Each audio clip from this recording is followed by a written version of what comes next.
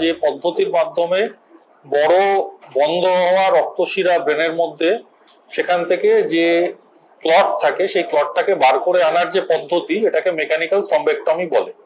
এই মেকানিক্যাল থ্রম্বেক্টমির জন্য আমাদের একটা ডিভাইস লাগে যেটার নাম হচ্ছে স্টেন্ট রিট্রিভার ডিভাইস।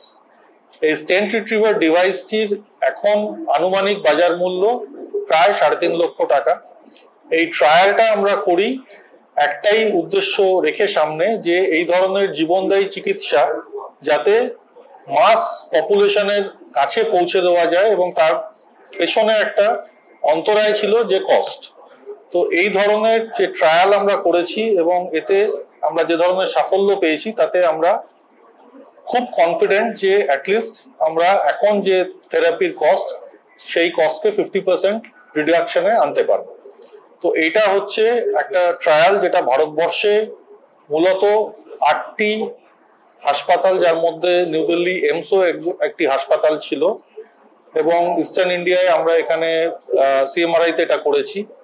তো এই স্ট্রোক ট্রায়ালটি সাকসেসফুলি কমপ্লিটেড হয়েছে সপ্তাহ 2 আগে, এবং সিডিএসসিও অলরেডি এটাকে মান্যতা দিয়েছে যে হ্যাঁ, এটা আমরা বহুল প্রচলিত যে স্ট্রোক থেরাপি হিসেবে ব্যবহার করতে পারবো, এবং এটার মার্কেটিং রাইটস আমরা পেয়েছি। ট্রায়ালটি যখন হয়েছে এবং তার আগে আমাদের যে গাইডলাইন ছিল সেটাতে 18 থেকে 80 এই এজ গ্রুপটা টার্গেট করা হয়, কিন্তু এখন এটার আর কোনো এজ গ্রুপ বলে কিছু নেই। সম্প্রতি জাপানে এক ভদ্রলোকের স্ট্রোক থ্রম্বেক্টমি করা হয়েছে, তার বয়স 104 বছর ছিল।